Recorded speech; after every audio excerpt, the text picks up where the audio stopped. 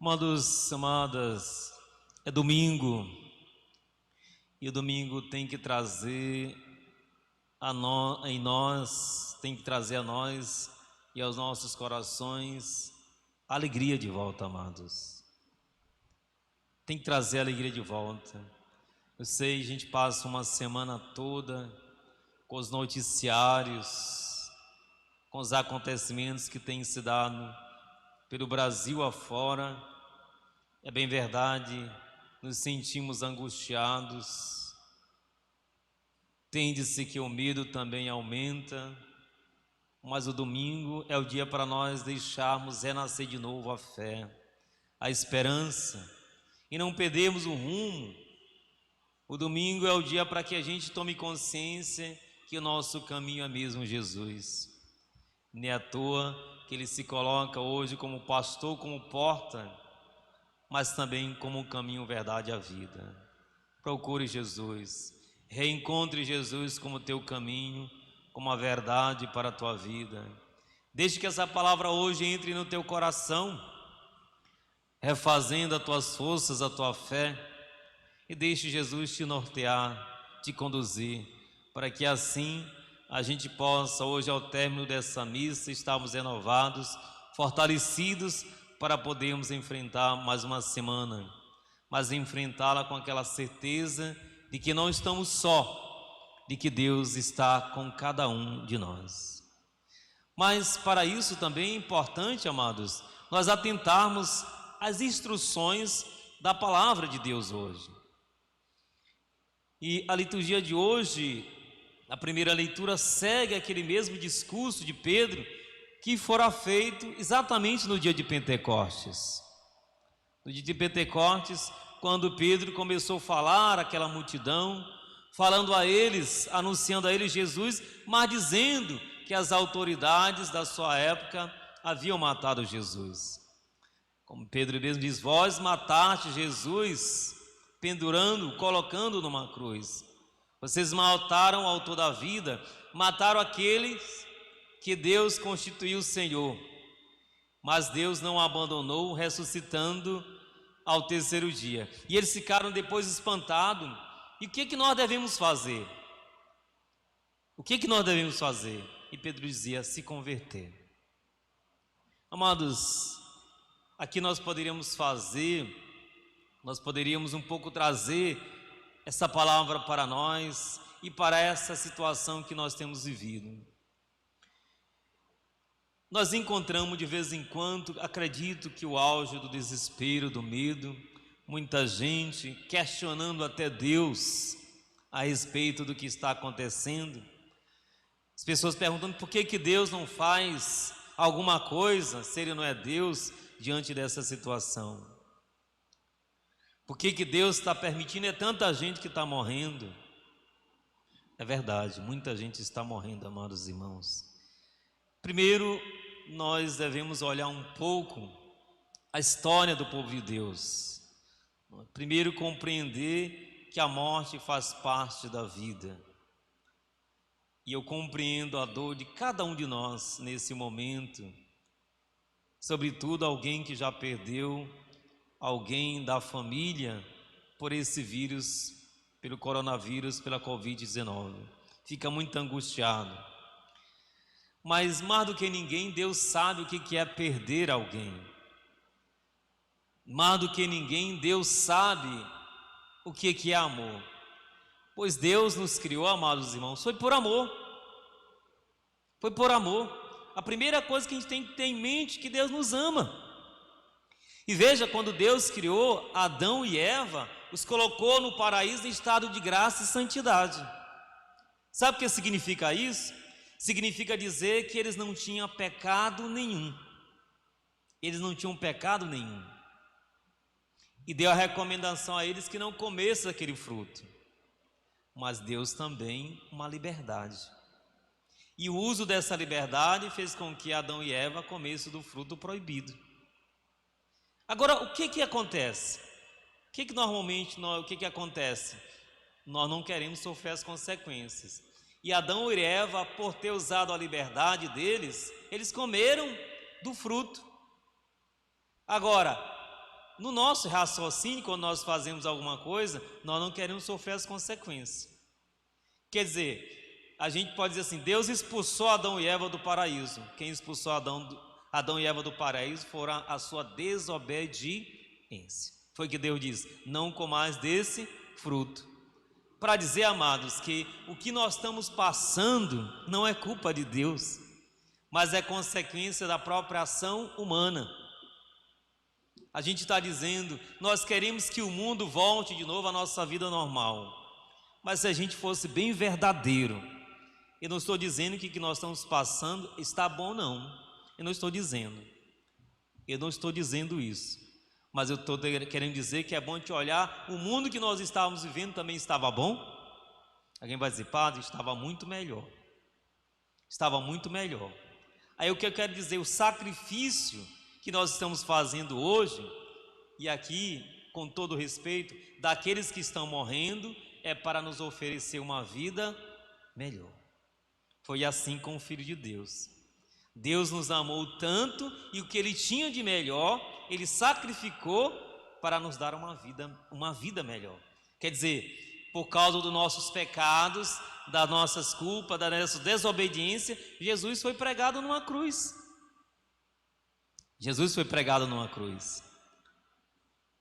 Por causa da nossa desobediência.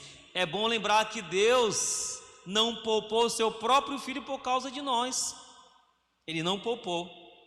Mas sabe por que Deus deu a vida do seu Filho único? Porque nos amava e queria que nós tivéssemos uma vida melhor. Então, depois da morte de Jesus, era para nós vivermos em estado de graça e santidade. Mas será, com sinceridade, nós estávamos vivendo assim? Morte, roubos, furtos, assassinatos, doenças, guerras, violência, prostituição e tantas as outras situações que nós temos consciência que existiam. Disso Deus não concorda, e é disso que Deus quer tirar dos nossos corações. Deus não mandou o vírus. O vírus é uma consequência também das nossas próprias ações. O que nós estamos vivendo é resultado daquilo que o homem ou nós colocamos no mundo. Imagine um vírus que não se vê, um vírus que não se pode combater. Mas esse vírus, ele não caiu do céu, gente. Esse vírus não caiu do céu. É bem verdade, a ciência não sabe explicar. Mas a ciência tem dito que esse vírus, ele passou a existir a partir da existência humana, seja lá de animais, ou seja lá de uma outra coisa, foi a partir disso. Eu estou querendo dizer que não foi Deus que jogou ele lá do céu, ele se originou daqui das nossas ações, tanto da ação humana para com a natureza e etc. Mas não foi Deus. Então é bom a gente ter consciência disso. E eu acredito muito nisso. Eu sempre tenho dito às pessoas que têm conversado comigo pelo telefone, eu tenho dito às pessoas: nós não sabemos no nosso desespero o que nós estamos falando. Nós não sabemos no nosso desespero, da nossa fé abalada, o que nós estamos pensando e proferindo. Mas eu tenho absoluta certeza que Deus sabe o que Ele está fazendo. E eu diria, amados, as pessoas que estão falando bobagem, coloque seu joelho no chão. Em vez de você ficar falando demais, reze. Eu pergunto, você que está falando de Deus, quantas vezes no dia tu tens parado para rezar? E eu pergunto, e quantas vezes no dia tu tens parado para ficar ouvindo o noticiário e passando mensagens ruins de WhatsApp, mensagens infundadas, que não são verdadeiras, que acaba tornando a situação muito mais difícil. Então eu diria a você, em vez de você ficar falando demais, reze, respeite Deus, porque quem é o autor da vida, a vida que tu tens, quem te deu foi Deus. Por isso aqui cai muito bem a sugestão de Pedro, o convite: converta-se. E se tudo que está acontecendo era para aqueles do tempo dos apóstolos, porque mataram Jesus, e nós, nos convertamos.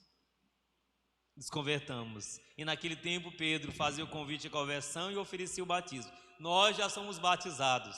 O que está precisando, o que estamos precisando é viver o nosso batismo.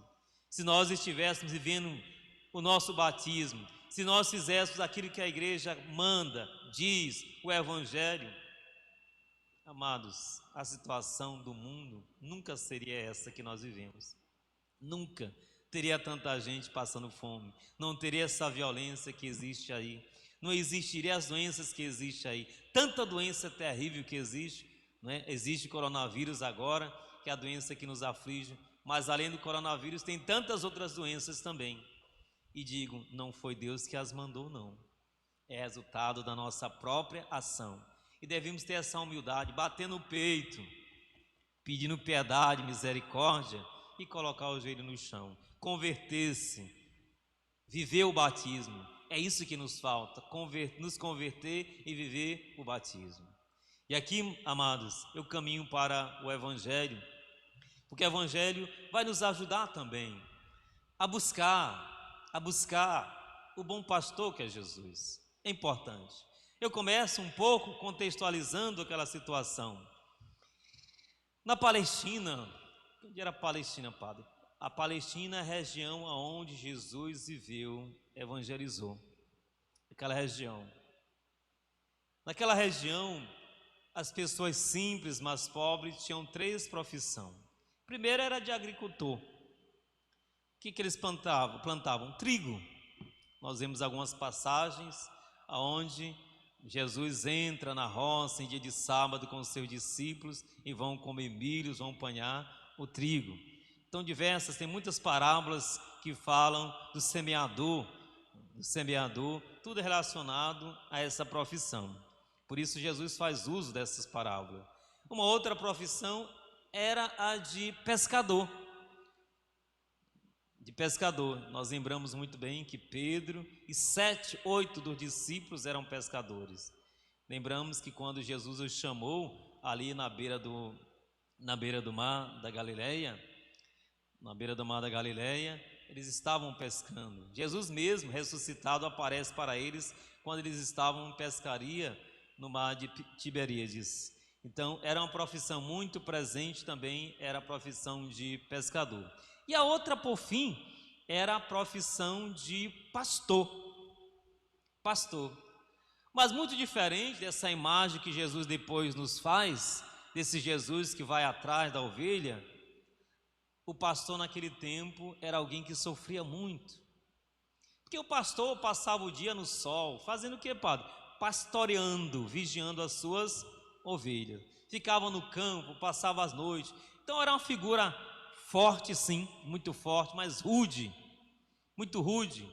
E dentre a figura do pastor era uma figura que era desvalorizada, porque tinha muita gente que se passava por pastor só para roubar as ovelhas, explorar as pessoas, como existe hoje no mundo inteiro. Quantos que não se passam por pastor, mas só para iludindo, enganando as pessoas. E aí nós poderíamos elencar isso a várias situações das nossas vidas, que a gente sabe muito bem, não preciso detalhar muito isso. Então, era uma figura muito presente, Por isso Jesus, quando ele vai contar as suas parábolas, ele sempre faz analogia, ou seja, comparação a essas profissões da sua época, que era de semeador, a profissão de pescador e também de pastor.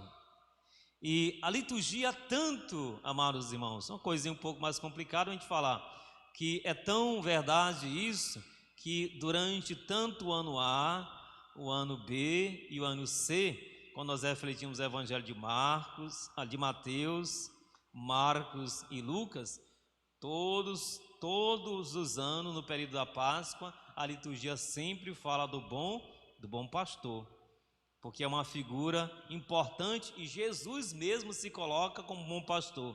É bom lembrar que essa era uma classe tão excluída que quando Jesus nasceu, foi a eles que Jesus primeiro se apresentou, foram a eles que foram adorar o menino. Por quê? Porque ali onde Jesus nasceu,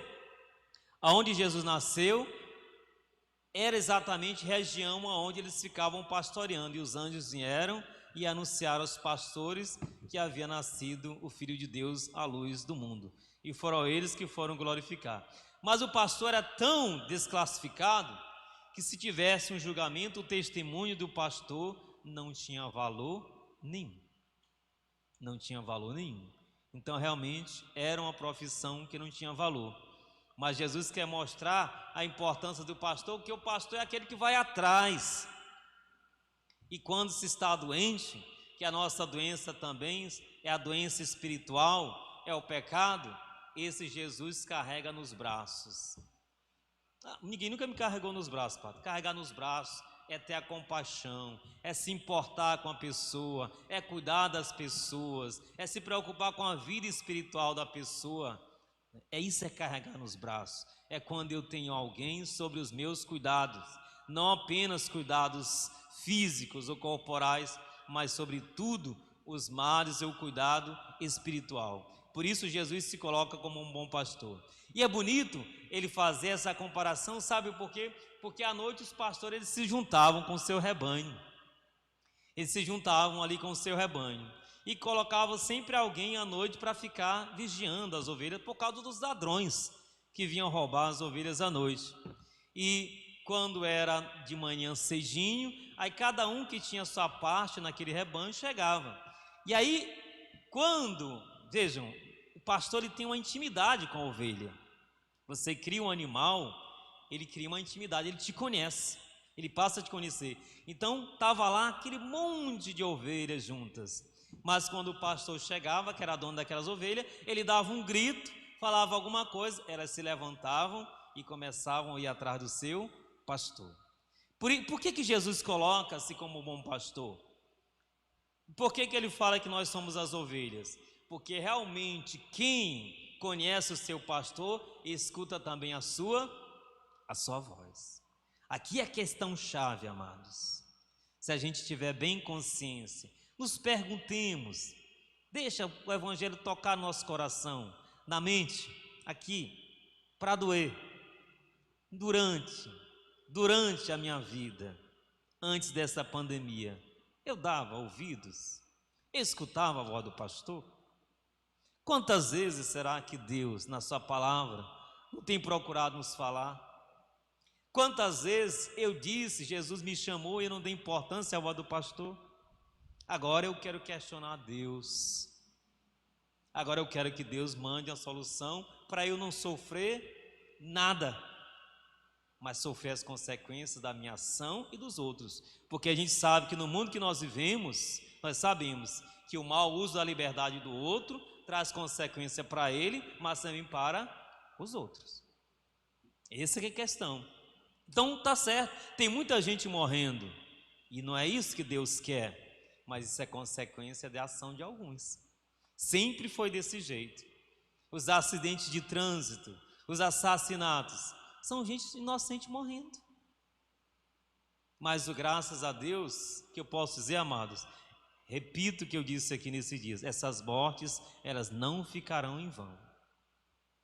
Essas mortes não serão em vão.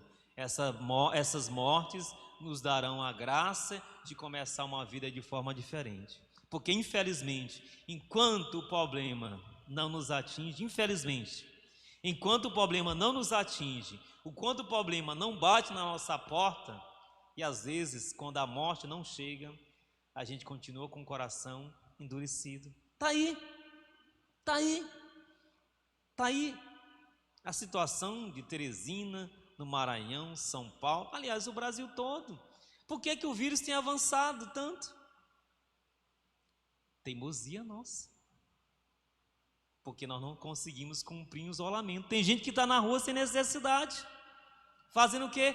Transmitindo o vírus para as outras pessoas. Está aí a recomendação, use a máscara. Padre, eu não acredito na nossa pobreza, que eu não possa confeccionar uma máscara. E tem gente que está dando máscara, mas uns acham que são, intocáveis, então eu não vou usar máscara. Mas enquanto você não usa, você pode estar com coronavírus, pode ser assintomático e vai espalhando o vírus para as outras pessoas. Infelizmente é isso que está acontecendo. Isso que aconteceu. Por isso o Brasil está nessa situação. Infelizmente, a gente pode dizer que o Brasil já é o epicentro da doença, com tanta morte. Infelizmente, meu Deus, na situação que nós estamos, não vai parar por aí. Isso é o que, gente? Desobediência. Prefeitos, governadores, tomando atitudes drásticas. A justiça, lá no Maranhão, na minha terra, minha região, lá chegou uma situação extrema, uma intervenção da própria justiça, da polícia, para obrigar as pessoas a ficarem em casa. Quer dizer, simplesmente isso falta de consciência, gente. Se eu não tenho nada para fazer na rua, por que eu não fico dentro de casa? Não vou rezar, vou descansar, vou fazer alguma outra coisa boa? Para essa doença não avançar e não matar tanta gente, em vez de ficar falando de Deus, questionando Deus, faça a sua parte. Faça a sua parte. Escute a voz do bom pastor. Escute a voz do bom pastor, porque se você se diz ovelha, você se diz cristão batizado, que é convertido, faça a sua parte. Eu tenho certeza que esse mal ele não vai atingir a tantas outras pessoas, do contrário, se nós não fizermos aquilo que temos que fazer. Por isso, o bom pastor hoje, amados, o bom pastor hoje é o pai, a mãe que consegue conter a sua família em casa. O bom pastor hoje é aquele que sabe instruir a sua família dentro de casa. O bom pastor é hoje aquele que dá o próprio exemplo. E não adianta hoje dizer, filho, fica dentro de casa, enquanto você não fica. Não, padre, se você realmente tem uma necessidade, precisa trabalhar, se justifica. Mas se você fica saindo, por sair, como é que você vai querer que seu filho fique? Se você nunca nem explicou, não conversa, não diz nada. Então, o bom pastor hoje, que segue o exemplo do bom pastor maior, é aquele que hoje escuta a palavra de Deus. O bom pastor, a ovelha que escuta o seu pastor, é aquela que escuta o seu pastor e vai rezar, pedir misericórdia, pedir perdão, pedir que Deus tenha compaixão de ti e da humanidade inteira. Por isso, amados, eu deixarei hoje essa reflexão. Não queria muito me adentrar só sobre a questão do pastor, como nós costumamos falar, mas esse bom pastor que nesse momento de aflição que nós passamos, nos chama à obediência. Esse bom pastor nos chama hoje à escuta da sua palavra. Deixe que essa palavra hoje entre no teu coração. Ouça o que o Evangelho está dizendo, que o pastor conhece as suas ovelhas. Deus nos conhece. Agora resta saber, eu conheço o meu pastor? Eu conheço Deus? Eu reconheço Jesus como aquele que morreu também por mim? Que morreu, mas também ressuscitou, que nos oferece a graça de uma vida nova. Portanto, rezemos, amados, para que esse bom pastor continue nos guiando, que ele continue a ser caminho, verdade e a vida. Não nos deixemos enganar. E eu tenho certeza que ao passarmos por essa situação, Deus vai nos dar a graça de uma vida melhor.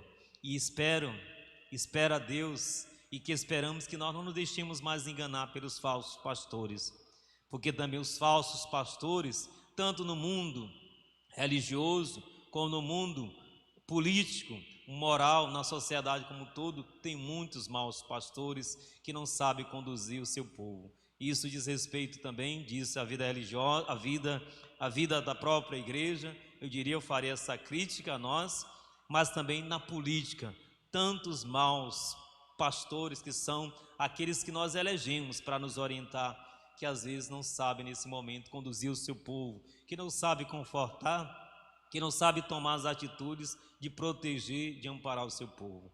Roguemos para que de fato essa vida nova, desse discernimento, nos dê essa sabedoria de Deus, para que nós nos deixemos orientar pelo verdadeiro pastor que é Jesus. Deus abençoe cada família nesta manhã, a cada pessoa que se encontra aflita, cada pessoa que se encontra perdida nesse momento, aqueles que perderam nesses dias seus familiares, entes queridos, sejam confortados pela voz e a presença do bom pastor que é Jesus. Louvado seja nosso Senhor Jesus Cristo. Para sempre seja louvado, amado e adorado.